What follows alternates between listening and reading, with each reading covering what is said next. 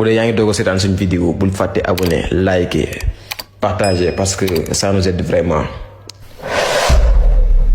ci atum 2023 aide à la presse ñu koy wax subvention à la presse l'observateur jot na 15 millions de francs CFA kii di Walf Quotidien jot na 6 millions de francs CFA Stade yéenekaay jot na 15 millions de francs CFA Sud jot na 12 millions de francs CFA Les Échos jot nañu 12 millions de francs CFA Enquête publication am nañu 8 millions de francs CFA Train de vie da ngeen koo xam journal boobu.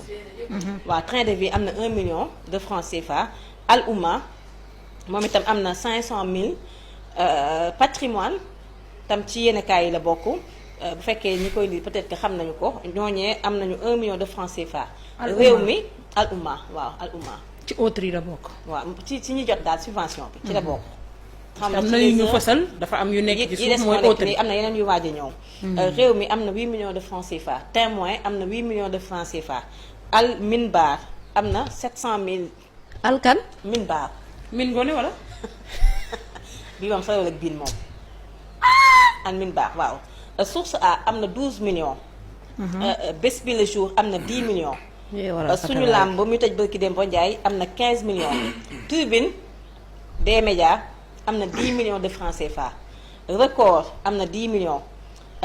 Groupe Al Kouma am na 700 000. alkan Kouma yàlla baax na. waaw l'opinion am na 1 million. opinion yéen kay la. waaw Al Kouma Tamba. Tamba la nekk. d'accord l'indépendant am na 5 millions. Critique am na 5 millions. Teral Quotidien am na 1 million. L'Aurore du Sud am na 1 million. Le Choix. Le Choix. yéen kay bi tudd Le Choix yéen Le Choix am na 700 000. PME Afrique. am na 700 000. Africa Presse. may ñu wéeru xaaral. defaat leen seen toogaay man yàkkamtiwu ma. may ñu aja mami aja. toogeen bu baax. tu es bien assis monsieur. voilà aja je peux continuer. bingo. D'accord Le Choix am na 700 000. PME Afrique am na 700 000. Africa Presse. am na 700 000. Le Gécos. am na 1 million. En vedette Le Gécos. En vedette am na 700 000. L'équipe type am nañu 700 000. fan lay génn. bu ngeen ko xamee wax ma ko. damay lim rek xam naa ñi seetaan peut-être que ñoom mës nañ ko jënd wala mës nañ ko lire. d'accord GL Média Afrique Éco. mami ci noonu. GL Média Afrique Éco. ñooñee am nañu 2 millions. Monde de l'éducation ab yenn kaay la am na 700 000. Liberté Info am na 700 000. L'Info am na 8 millions. Direct Actu am na 1 million. PME Info am na 700 000. Al Missira am na 10 millions. waaw Presse Arabe Sénégal Al Missira yow daa mel da nga xam ni ñuy xamul de boobu xamoo ko. Al Missira sama xel mi rek. waaw am na 10 millions. Presse Arabe Sénégal. Presse arabe. Sénégal même am na 700 000. Dakar Minute Arabe am na 700 000. Alxadas. alxadas moom xam naa lu bari moom xadas moom xeere na trop alxadas. oui man nekkuñu da nga dugg Arabie Saoudite. alxadas ñaata la am. parce que foofu alxatar. dañuy foog non defal naa non. may ma fan laa yemoon na bu. alxadas kay alxadas lii lan la. Missira passé nañ ko. alxadas du nii. lu mu am. Dakar Arab 700 000. non alxadas ba pare. 700 000. waaw Dakar Arab. 700 000. alwatan. déedéet boo toogee lay gën a leer alkat. merci beaucoup muy noonu xam nga waa kenn. alkat. Alwatan. alwatam bii bi xaaj ma. mooy yow fii fu mu nekk. non xam nga les images Sadio Mané looy wax ni ay équipe de alnas foot wala. wax ma la ay presse la mi ngi nii xam nga maa ngi wax. bu Sénégal yéggali yàlla la alwatam moo bii bi xaaj ma. moo xaw bu fekkee da nga ko lire ni te nit ñi gisuñu image yi. mun nañu foog Dañuy da toog di wax dëgg rek la. image yaa ngi noonu waa régie di ko wane. yaa ngi ci alwatam. alwatam bii bi xaaj ma. alwatan am na 700000. E-Média ITV am nañu 20 millions. waaw boobu ñëpp xam nañu. 2STV am nañu 20 millions. TFM am nañu 20 millions.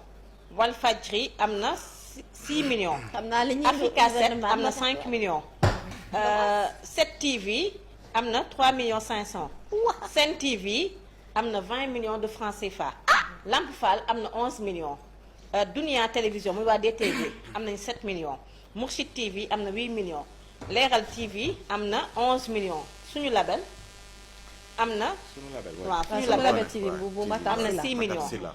Asfia fii mooy. Asfia waaw am nañu 6 millions. Fulbe TV am na 4 millions. Fulbe am na. waaw Fulbe moom am na. oui am na. Fulbe am na. ñu jeexal ak Sud FM am na 10 millions. Sénégal rajo Sénégal FM am na ñaata la am sax moom itam am na 1 million. Zik FM am na 10 millions. Central FM Thiès am nañu 6 millions. Lamp Fall am nañu 4 millions. Leeral FM am nañu 4 millions. Moushdine FM am nañu 2 millions. RFM am nañu 14 millions. Alfayda FM am na 6 millions. Urban FM Batin Agency am nañu 6 millions. Carrefour FM am nañu 2 millions. Walfadjri am na 4 millions. Africa 7 Radio am na 5 millions. Rewmi FM am nañu 5 millions. Top FM am nañu 2 millions. UCAP FM am nañu 4 millions. En attendant ñu am yeneen liste yi rek daal leen koy dégtal nekk ñu Arabie Saoudite nag ki lañ nekk Sénégal. d'accord mat léegi yeneen yi incha allah di nga ci ñëw ak ñun.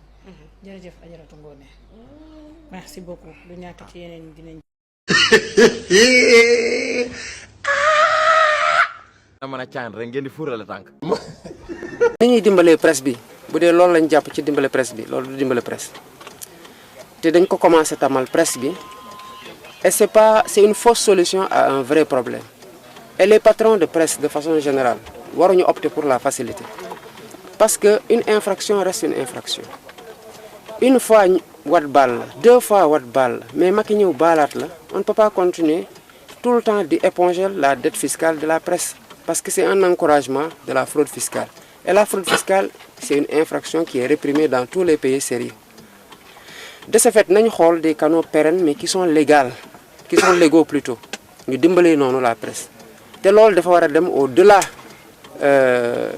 du patron de presse concerner l'entreprise de presse problème yi patron de presse yi am du problème yi reporter yi am boo régler problème bi d'un côté réglé woo ko de l'autre côté mais t'as pas pris à bras le corps le problème de la presse da nga koy jël dans toute sa globalité approche holistique nga ci war a am nga xool voilà la presse c'est une entreprise dans cette entreprise voilà le chef d'entreprise lii mooy problème am investissement am renouvellement matériel am parce que c'est un milieu dans lequel la technologie avance à une vitesse extraordinaire tout ça ñu yore nii mais d'ici 5-10 ans ce sera miniaturisé mu gën a yombal seen liggéey mais day gën a cher aussi comment faire pour que le matériel se renouvelle très vite noonu ngay dimbalee la presse ensuite nga déplacé du côté des jeunes reporters xool seen sécurité sur le terrain est-ce que quand ils se déplacent am nañu une convention bu tax que le chef d'entreprise de presse obligé assurer seen transport assurer seen sécurité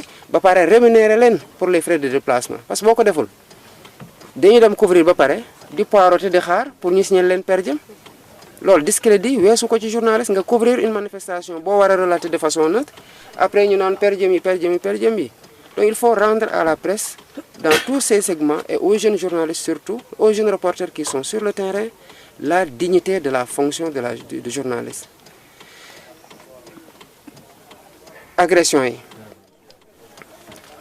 agression yi man la doctrine de maintien de l'ordre au Sénégal moom dafa war a changer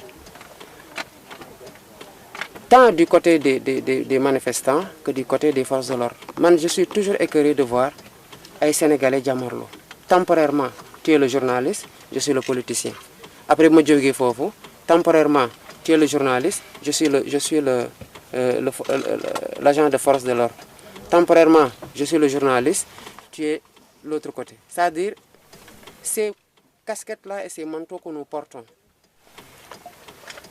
am na toujours ci kaw lu muy tegu mooy notre sénégalité saa ñu defee tuuree deret rek même bu dee da nga xosi nit instant bi nga koy xosi xas yaa ngi xosi journaliste parce que lu mu wax neexu la parce que lu mu ko waxee neexu la mais en définitive bu ñu ngeen pare yow sénégalais nga xosi bu nàccee sénégalais moo nàcc donc qu'on ait des journalistes qui sont sur le terrain avec des journalistes de peau blanche à qui on doit toute la sécurité parce qu'ils sont sous notre responsabilité dès lors qu'ils sont dans notre pays mais ce que je comprends pas mooy ñu mën a bàyyi un journaliste étranger parce que ku xeex la ba pare on s'attaque à des journalistes sénégalais parce que on a le complexe de l'autre ni ñu leen amalee devoir sécuriser leen noonu leen amee devoir sécuriser non gis nga li daal ab sa an doo gis mukk ñu def ko tubaab mais sañ nañ ko def ñun suñu propre sœur et c'est ce qui s'est passé et c'est regrettable te loolu war nañu inculquer plus de fierté